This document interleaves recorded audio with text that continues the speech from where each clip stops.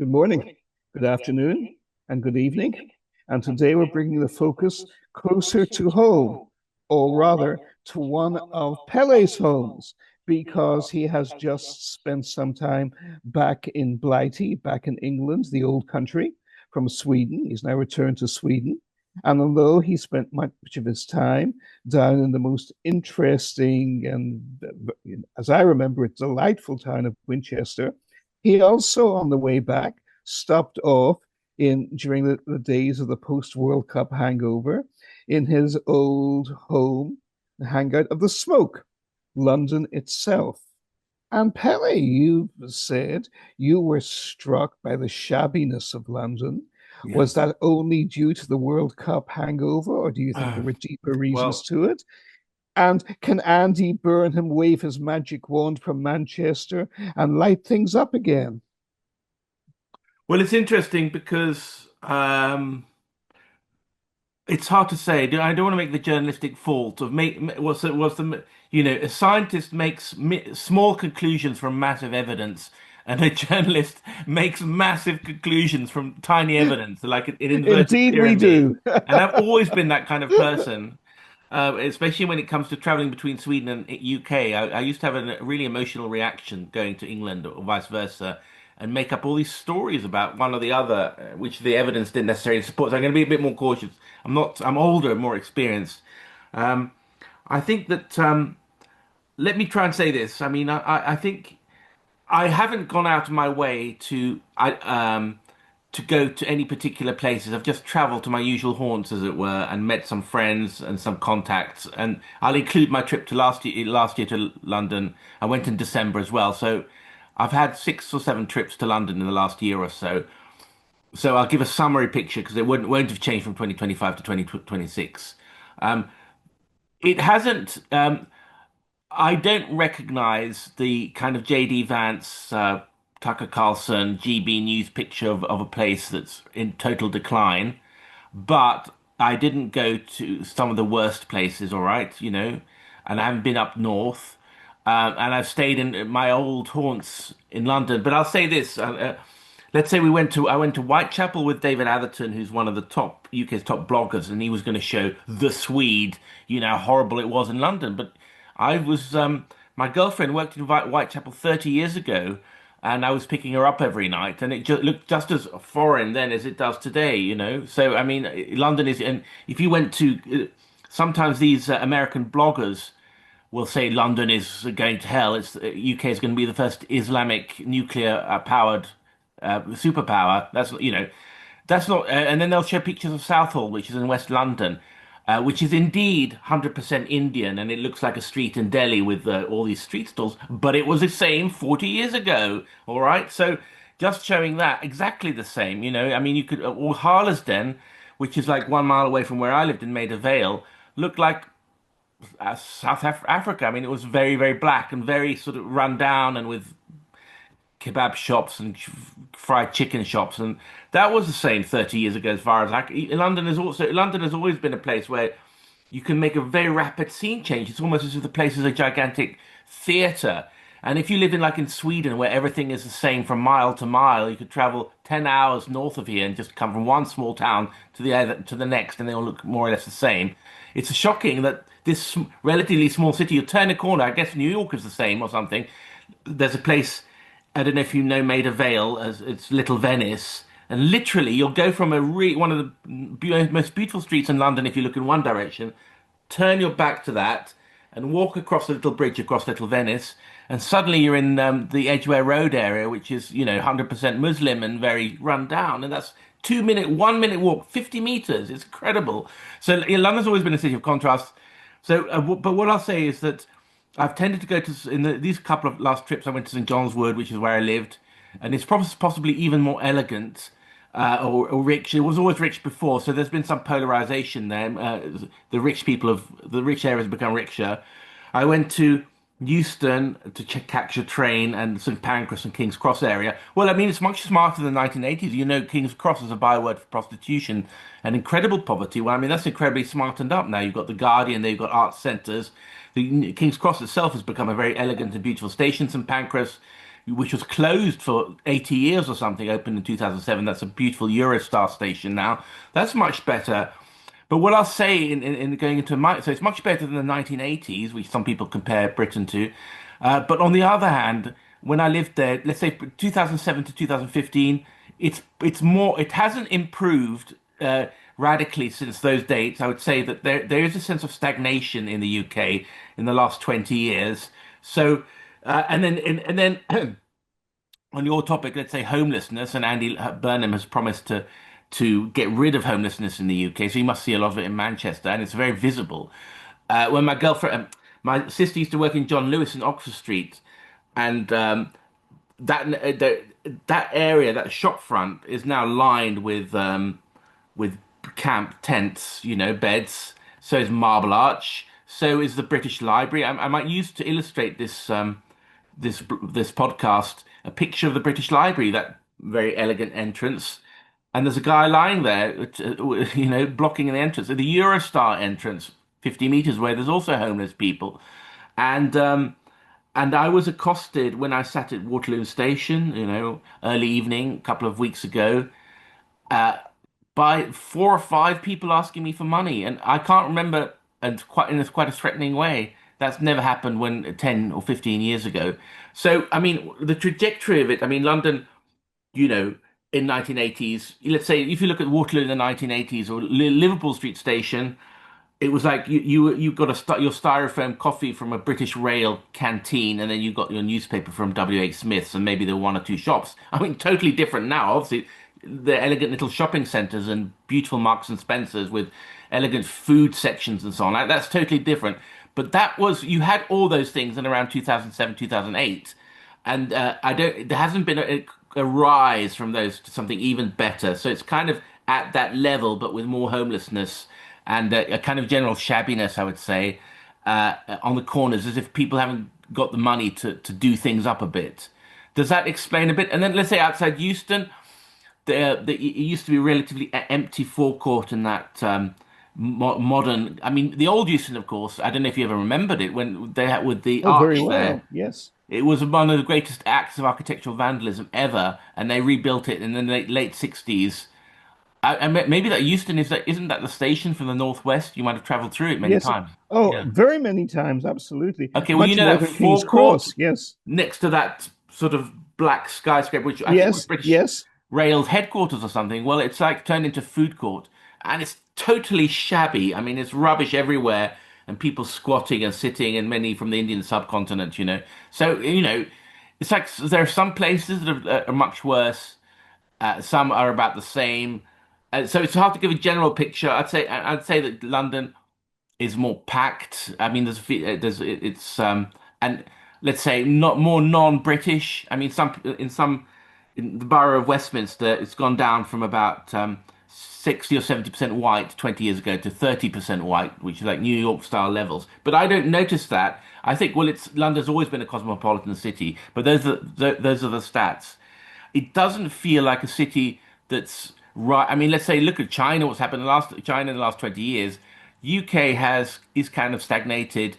It doesn't feel like a civil war. But what do I know? Because I haven't been to the northern towns. I did go to Luton, which is supposed to be a sort of flashpoint. I think is it Tommy Robinson's hometown? That looked completely normal, a very dull place, admittedly, but it doesn't. The city centre looked all right.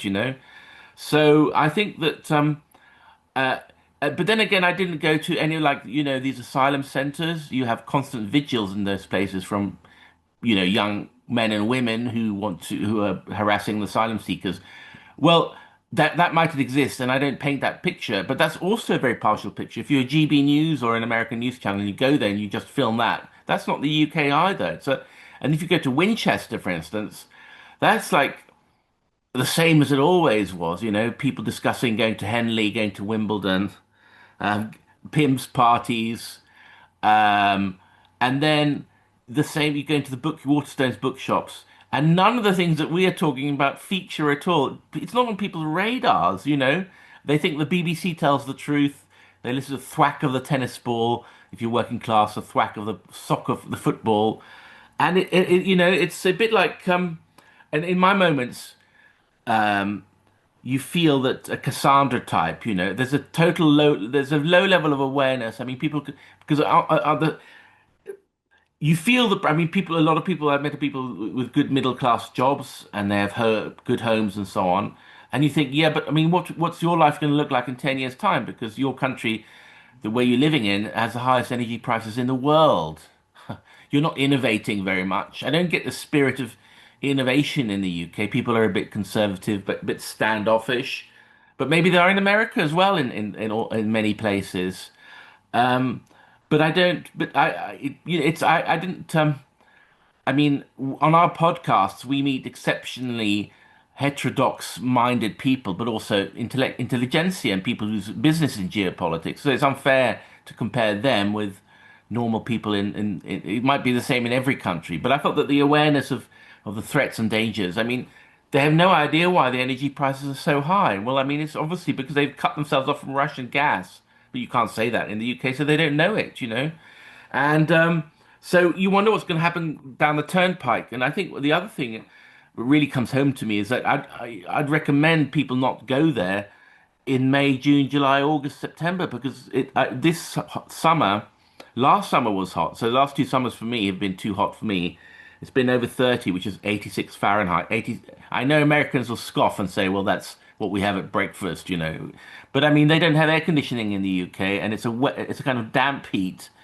And it's really bothersome. I mean, basically, as you said on a podcast earlier, it's to, Britain can't afford not to have air conditioning because it completely knocks you out. I was basically from it got from about 5 in the morning to about 10 in the morning was okay. I could go out and have breakfast, and it was like the UK of old. But then at about lunchtime until about 10 in the evening, it went to 30, 35 Celsius, and the fan didn't work very much, and I just didn't feel very effective at all. Even though I stayed at home and I did some desk work, but I didn't feel like going to any meetings or making contacts or going to interviews. And in America, you've got air conditioning everywhere and it works for you. But in Britain, I don't know. I think there should be an air conditioning discussion because I think that Europe, on the assumption that this sort of thing's a permanent feature, needs a mass rollout of air conditioning. So I've asked our PR agent who works with us to find an air conditioner engineer or something because I think that's what, yeah, Absolutely. right. So and then and I think some people say it's not expensive. Some people say it's been turned into a Europe versus America issue with the America. Some Europeans are saying, "Oh, you Americans are so vulgar. Are you trying to destroy our architecture and so on?" But it's interesting. A thing about the Mediterranean countries, they have more air conditioning, but also their whole building. I mean, they've had thousands of years of heat, so they'll have narrow streets. They'll have a siesta culture. They'll have fountains in courtyards. I mean, everything is designed to create updrafts and things like that. And I mean, you don't notice it, but their ancestors put a lot of effort into creating the most viable summer climate. None of that exists in the UK. So, yeah, I mean, anyway, it felt very hot. So that's the biggest thing. And they literally hadn't had any rain for a month, literally. So there wasn't, it was the hottest summer, hotter than 1976, which you'll remember because that was before you emigrated. But there was none of the standpipe bans that you had then and the national sense of chaos. So give that to them. They've managed to sort that out. Or there are hose pipe bans, but these are literally that you have to get your water from the street. But there literally hasn't been a drop of rain in most of the south of the UK. Literally, there wasn't a drop of rain when in the month I was there, and all the lawns were kind of burnt to cinder basically. So they had a kind of South African vibe, it's like Joburg or something like that, with the kind of shabbiness and some of the degradation. So it's a mixed picture. If you go to Winchester, not much has changed. They said one or two closed shop fronts, but it's very prosperous. You think, well, um, it's got that. Orwell talked about the deep, deep sleep of England, with the heavy coinage and the Jubilee posters on the letter boxes and people talking about trivial things. And he envied their ability not to look at what was going on in the world. And Winchester's still like that. But they will have to get to grips with the heat, I think. But said Andy Burnham has talked about homelessness, and that's a very visible thing. And there might be other things. I mean, we ought to have other Brits on to talk about what they see because we'll all see and notice different things. So anyway, it's but I mean, some things for a traveler's perspective is more much. The internet makes hotel booking much more efficient. Everything is contactless. So you just blip your card and you just go through transport. You don't need to book a ticket. It takes it off your card at the end of the day. London transport has been expanded. It's better than it ever was. A lot of museums are free, although they're long queues. Um, People who go to America says that in some ways America's more backwards. In some like you have checks. There's no tipping culture in the UK then to worry about carrying cash. You can spend your time in the UK without handling any cash whatsoever. So everything is done by contacts, like blip, blip, blip, blip. And you book hotels, you book travel, rail tickets online, and things run on time more or less. So that too is, I think the trains in the continent are late because they're much vaster networks and they all have to mesh. Whereas the UK is all London-centric networks. The Eurostar, for instance, is never late, and my train to Winchester was never late. So that's good. Um, and then I think. Um, too hard to extrapolate that. There's possibly a sense of the Brits don't know where they're going, who they are. Are they a great power? There's medium-sized power. The Brexit thing has been run out of the sand. Most people realize it wasn't economically a good thing, and I think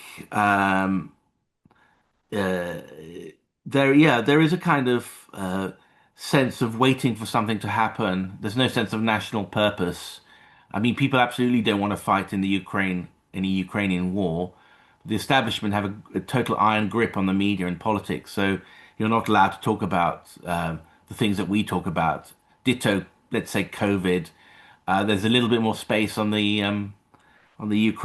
Iran issue, but not much.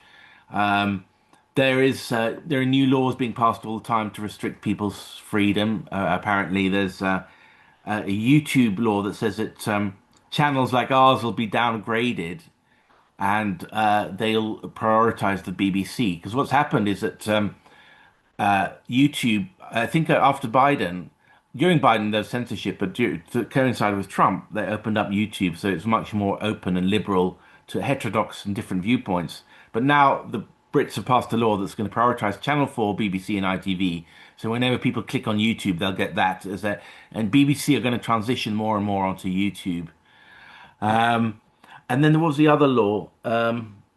Yeah, I mean, they're prescribing a lot of organizations like the IGRC, RT. If you even quote these, you could be sent to jail. So there is a sense. I don't know if it's. I don't think people feel unfree, but intellectuals certainly do. I have a very good friend of mine who's a businessman and who like he listens to our show, he listens to Douglas McGregor, he listens to the Duran and so on, and he says that. He's terrified that the thought police are after him. He never says anything on his WhatsApp groups conversations because they apparently monitor that. I'm sure they Um, do. yeah, and he says that he would never retweet anything from RT or even send a link to Russia Today in any of his emails because he think that would be monitored. And I felt so. I mean, the Kit Klarenberg. I think we both know Kit Klarenberg. Yes, yes, Yeah, of course. exactly. So I've been on his show. We've been on joint shows. We know each other as email friends, and he was stopped by British Customs, and I'm not as well known as he is, or not as aggressive, but I know him, and I don't know if they work out these internet chains. I mean, they start with him. Who does he know? Oh, and with AI, you can work out in 2 seconds what this person has Exactly. written. So I am looking over my shoulder all the time. Absolutely, and I feel much more relaxed when I get back to Sweden.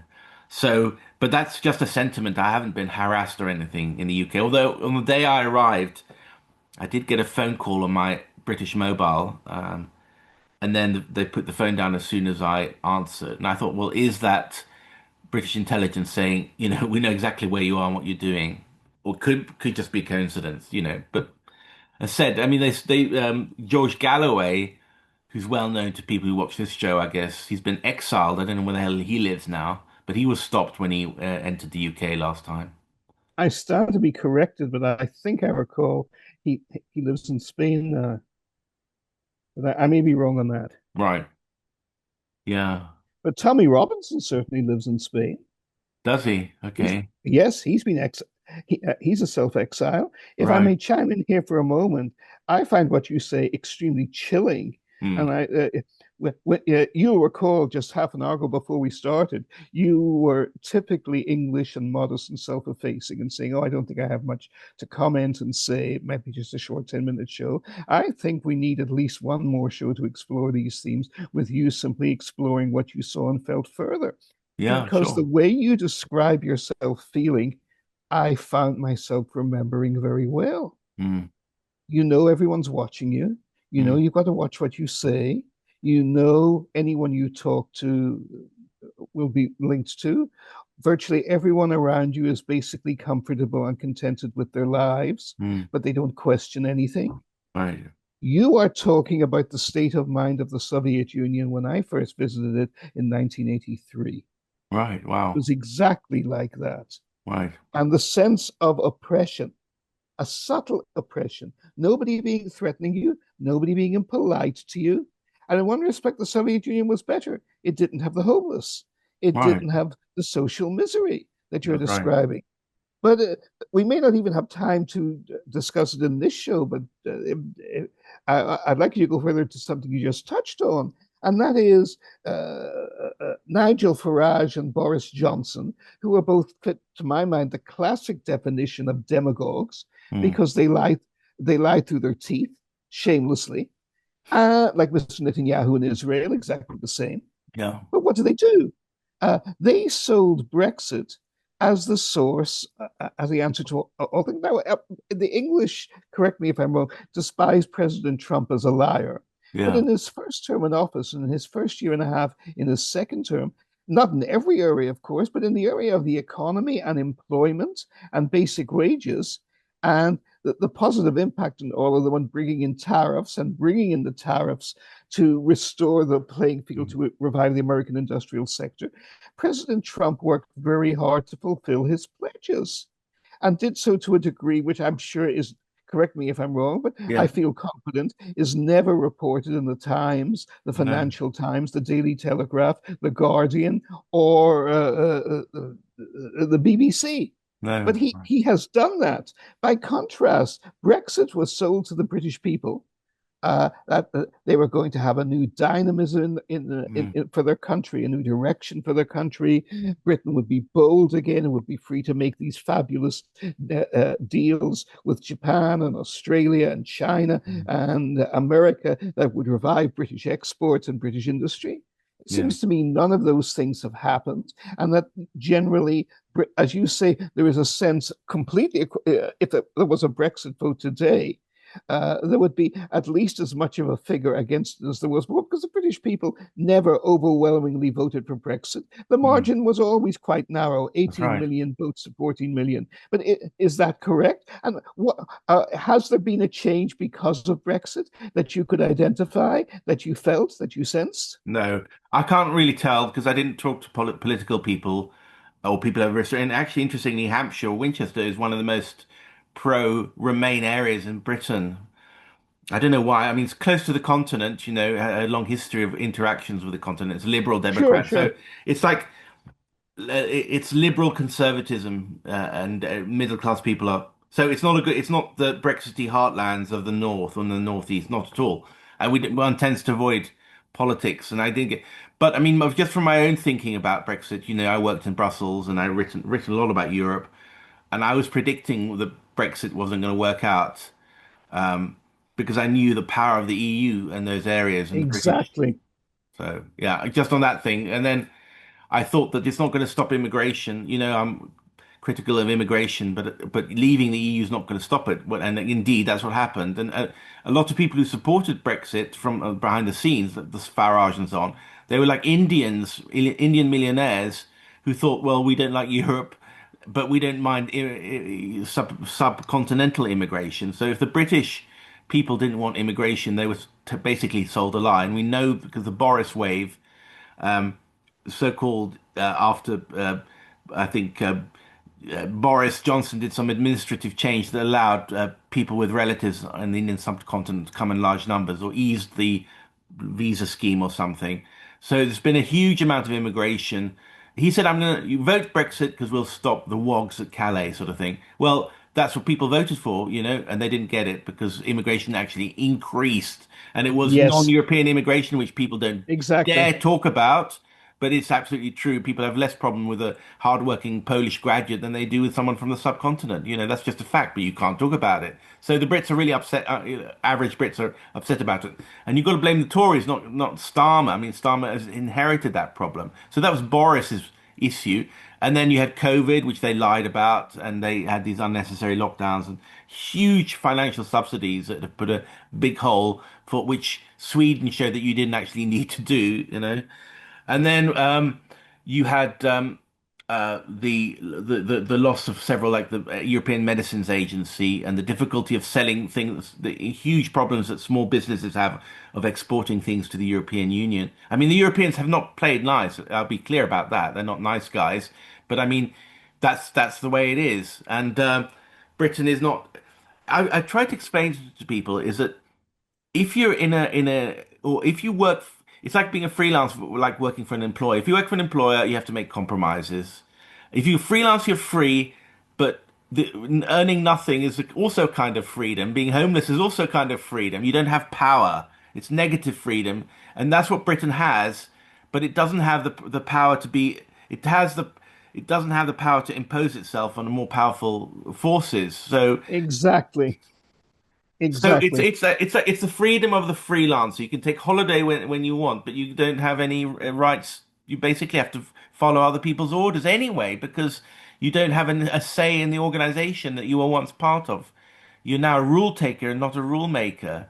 I mean, we all are part of associations that give us benefit, as bargaining power as a collective, and be allowed to make rules inside that collective in return for some loss of sovereignty. That's the way the world is. And you just, and we, that's as soon as you join an association, as soon as you join a job, a housing association has zoning laws and so on. If you don't like it, you can leave, but it gives you some power, and people don't understand that. I mean, I thought it was Isaiah Berlin's idea of positive freedom versus negative freedom. Negative freedom is the freedom to be left alone. The Brits have got that now.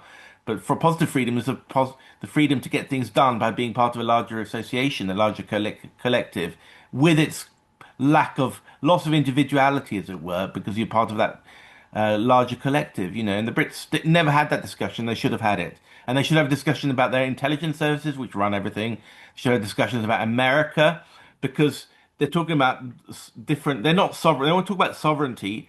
Well, the EU is one sovereign imposition, but America's another sovereign imposition. So Exactly. they should have taken that opportunity to clear the decks and have a really frank discussion about everything. But the Remainers didn't do that either, because they also in hoc. They're also part of the US lobby, so they had one hand tied behind their backs in a way, but they didn't have the courage to really have no one was really honest. Everyone was lying. That's the problem. And yes, you're right. Farage and Boris were among the worst. And now Farage is being taken down by the media and the deep state. I think it's probably Poetic outrageous what justice, they're if you doing ask to me, him. but Yeah, exactly. It should have been done 10 years ago. yeah, They should have done it 10 years ago. yeah. Anyway, and I'm not too happy about Robinson and all the others, but I do take the point about the loss. I mean, I'm more emotionally attuned to the need for freedom and populism than I used to be. Much more. I used to have a slightly elitist attitude towards them, and I think perhaps living in Sweden in the small town with that sort of common people, whatever, has made me much more sympathetic to the way elites interact, and they keep the Democrats outside. And so I'm definitely on the that Europe needs some kind of revolution, and our elites are incompetent. They're totally corrupted by lobbies. They're wrong. They driving us towards war. You know, like the European Union has found out that, well, they think that they're suffering a massive legitimacy crisis. You know, and consequently, they think that if we provoke Russia and then we can unite under the European banner, but nobody wants to die for a European flag. That's ridiculous, you know. So they're overestimating the loyalty. I mean, the European Union was always a strange contraction. I think that if you live inside the European bubble, you probably really do believe that people will die for a European flag, but they really won't, you know, they really won't. There's no way. And I mean, the Europe has its own problems with these unaccountable bureaucrats. So actually, I mean, a lot of the Brexiteers' criticisms were absolutely valid, but they larded that with a lot of lies about what would happen. So I mean, no one comes out of this clean, completely clean, but you and I, we can do a fair-minded outsider analysis that um, the critique of the European Union is unelected. It puts referendums on people until they vote yes. They're overpaid. They're incompetent. No one likes them very much. What legislation are they doing? You know, that's true. But what's also true is, for instance, the British establishment is just as bad. I mean, a lot of the EU laws came from Britain because Britain was a very powerful player in Europe, and they pushed them through Brussels because then they could say, "Oh, we can't do anything about it because it comes from Brussels." And now a lot of Brits are realizing that the British deep state or establishment bureaucracy is very rule-minded as well. I don't think there's been any let up on that front. Britain certainly hasn't turned into a libertarian tax-free paradise at all, you know, where you can speak what you like and have no taxes and be free-born Englishmen again. I mean, it's this same kind of dreary DEI pseudo-Europe that they're suffering. But then, you know, you have people like Basil, who was on our show last week, left wing, very pro-Brexit. He's, yes, but this is just stage one. Once we've beaten freedom from Europe, then we'll reform Britain itself. Maybe. I don't know. So it's all a bit of a mess, and a lot of people don't feel there's a way forward. And if they knock out Farage, there'll be a lot of anger because although he's very flawed, and you know they're going to feel that it's a hit job by the establishment to protect its own and keep up the old system going. You know, and I don't know. I think actually I think Burnham is going to be. I think people around Burnham are a little bit more wised up to some of the things that we've talked about. I More so. agree. Sorry. Yeah. No, I agree with you. Go Yeah. on. Yeah. And I don't know. I mean, people say he's going to bring Britain back to the 70s, pre-Thatcherism, but he's taken on board some things. I don't think his solutions might be right, but he has got a better diagnosis. And I like on our topic of Russia, maybe Ed Miliband. His dad was an old Marxist, but I mean, he's at least. I think he might be less hardline. They didn't. Some of the hardline defense minister Al Khan's, who's former special forces, he was not put back in his old job of being deputy defense minister or whatever. He given a rather lowly offer of a prisons minister, and that might be an indication that the Andy Burnham is trying to wiggle out of the sort of stranglehold that the British deep state military MI6. Who is the new defense minister? Well, it's Wes Streeting. Ah, gotcha. Okay, but I mean, it could have been worse.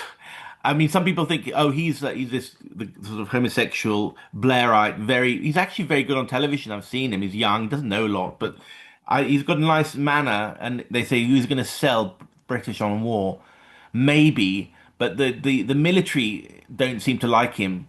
So if they don't like him, maybe it's because it's not the man they wanted, and maybe. And then the deputy defense ministers were Al Khan's. John Healey, who was the defense minister before, they kicked him up into the chancellery.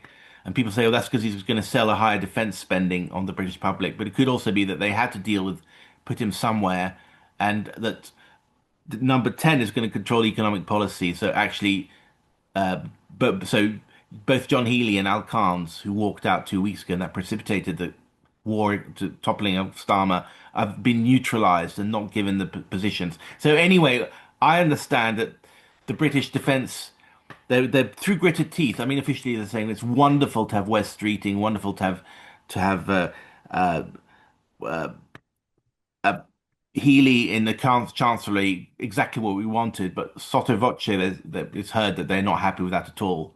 And so, and I think they think Ed Miliband is beyond the pale because he voted against military action against Assad, you know? So, Oh, that's very interesting yeah, and hopeful. I mean, I've exactly. always found Ed Miliband to be a sincere, decent, idealistic man, and for those Exactly. very reasons, more than a bit of a twit.